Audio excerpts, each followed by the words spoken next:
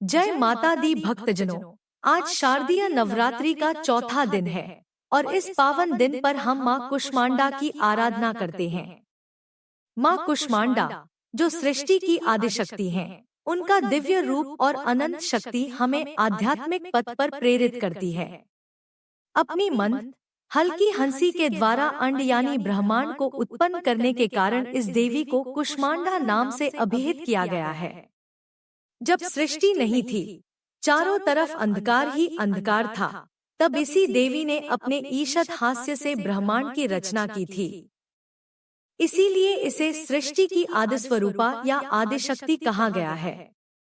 इस देवी की 8 भुजाएं हैं, इसलिए अष्टभुजा कहलाई। इनके 7 हाथों में क्रमशः कमंडल, धनुष, बाण, कमल पुष्प, अमृतपूर्ण कलश, चक्र तथा गदा है। 8वें हाथ में सभी सिद्धियों और निधियों को देने वाली जप माला है। इस देवी का वाहन सिंह है और इन्हें कुम्हड़े की बलि प्रिय है। संस्कृति में कुम्हड़े को कुष्मांड कहते हैं, इसलिए इस देवी को कुष्मांडा कहा जाता है। इस देवी का वास सूर्य मंडल के भीतर लोक में है। सूर्य लोक में रहने की शक्ति क्षमता केवल इन्हीं में है। इसीलिए इनके शरीर की कांति और प्रभा सूर्य की भांति ही दैदीप्यमान है। इनके ही तेज से 10 दिशाएं आलोकित हैं। ब्रह्मांड की सभी वस्तुओं और प्राणियों में इन्हीं का तेज व्याप्त है। अचंचल और पवित्र मन से नवरात्रि के चौथे दिन इस देवी की पूजा आराधना करनी चाहिए। इससे भक्तों के रोगों और शोकों का नाश होता है तथा उसे आयु, यश, बल और आरोग्य प्राप्त होता है। ये देवी अत्यल्प सेवा और भक्ति से ही प्रसन्न होकर आशीर्वाद देती हैं। सच्चे मन से पूजा करने वाले को सुगमता से परम पद प्राप्त होता है। विधि विधान से पूजा करने पर भक्त को कम समय में ही कृपा का सूक्ष्म भाव अनुभव होने लगता है। ये देवी आधियों व्याधियों से मुक्त करती हैं और उसे सुख समृद्धि और उन्नति प्रदान करती हैं।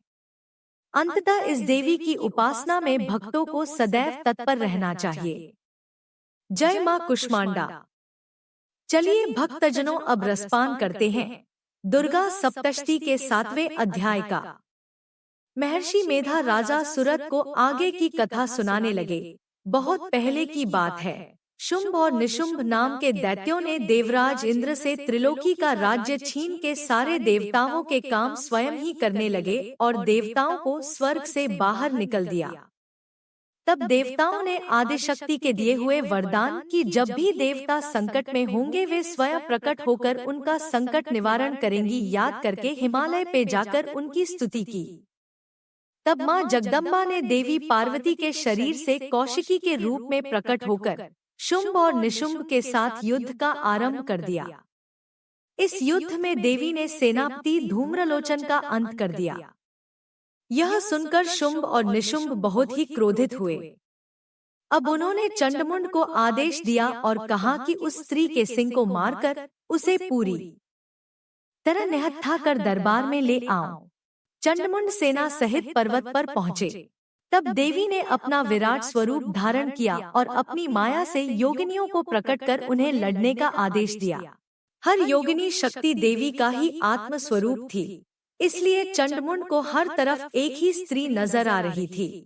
असुरों को उत्पात मचाते देख देवी की आंखों से क्रोधाग्नि निकली और उससे कालिका देवी प्रकट हुई, जो हाथ में फरसा ली हुई थी, गले में नर मुंडों की माला और शरीर पर चीते के चर्म का वस्त्र धारण किए हुई थी।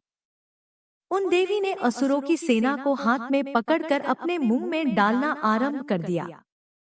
एक ही बार में कई हाथी और असुरों को अपने मुंह में डाल लेती और उन्हें चबा डालती। उन्होंने रण में ऐसा सहार मचाया कि चारों ओर हाहाकार मच गया। पल भर में सारी आसुरी सेना समाप्त हो गई। यह देख चंड देवी की ओर लपका तो देवी ने एक हाथ से उसका वार रोका और दूसरे हाथ से उसकी गर्दन पर खड्ग का वार कर दिया। चंड भरभरा कर वहीं धरती पर गिर पड़ा। भाई को गिरता देख मुंड ने देवी पर बाणों की वर्षा कर दी।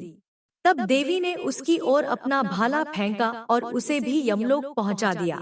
इस तरह देवी ने चंडमुंड का संहार कर दिया। देवी कालिका चंडमुंड के सिरों को लेकर जगतमाता अम्बा के पास पहुंची और कहा कि इन दो दुष्टों का भी मैंने अंत कर दिया है, अब आपको ही शुंभ निशुंभ का वध करना है। देवी ने कहा, हे कालिका, तुमने चंडमुंड का संहार किया है, इसलिए आज से संसार तुम्हारी चामुंडा के नाम से पूजा करेगा। इसके बाद देवी कालिका जाने लगी। तब देवी ने कहा कि रुको कालिका, अभी आपको एक और भयानक असुर का अंत करना है। उसका नाम रक्तबीज है। इस असुर को न मैं अकेले मार सकती हूँ और न ही आप, बल्कि इसके लिए हमें सभी देवताओं की स्त्री शक्ति को पुकारना होगा। महर्षि मेधा से यह प्रसंग सुनकर राजा सुरथ और समाधि वैश्य की जिज्ञासा और बढ़ गई। उन्होंने पूछा कि रक्तबीज कौन था?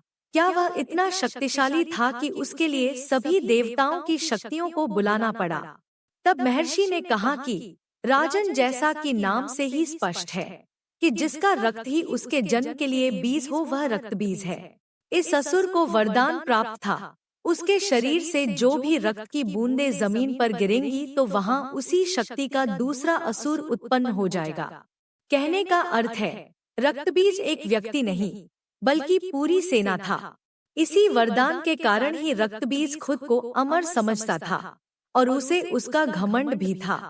महर्षि मेधा ने राजा सुरथ से कहा कि हे राजन, जन्म मृत्यु के इसी संतुलन को बनाए रखने के लिए संसार में देवी का आविर्भाव हुआ था। जब जब अपनी उपलब्धियों और शक्तियों के कारण कोई दुस्साहसी होकर निरंकुश हो जाता है तो उसका घमंड दूर करने, उसे उसकी तुच्छता का एहसास कराने के लिए ही परम सत्ता या परम शक्ति संसार में अवतार लेते हैं। यह परम सत्ता कभी राम बनकर रावण के अभिमान का अंत करती है, कृष्ण बनकर कंस का घमंड तोड़ती है और कभी शेर पर सवार होकर महिषासुर का मान मर्दन करती है। वास्तव में इन सभी की सकारात्मक ऊर्जा में उसी शक्ति का वास है। जिस सकारात्मक ऊर्जा को हम अम्बा या भगवती कहते हैं, वही भगवती संसार को चलाने वाली, जीवंत रखने वाली ऊर्जा शक्ति है। सृजन और ह्रास उसके दो नेत्र हैं और उसकी पलकों के गिरने उठने से दिन रात होते हैं। वह सर्वव्यापिनी माया शक्ति जगत माता भगवती ही है। सभी भक्तजन प्रेम से बोलिए, भगवती मैया की जय, कालिका मैया की जय, अंबिका भवानी मैया की जय। भक्तजनों, अगर आपको यह कथा अच्छी लगी हो तो इसे अपने परिवार और मित्रों के साथ जरूर साझा करें, ताकि वे भी नवरात्रि के महत्व को समझ सकें और इसका लाभ उठा सकें।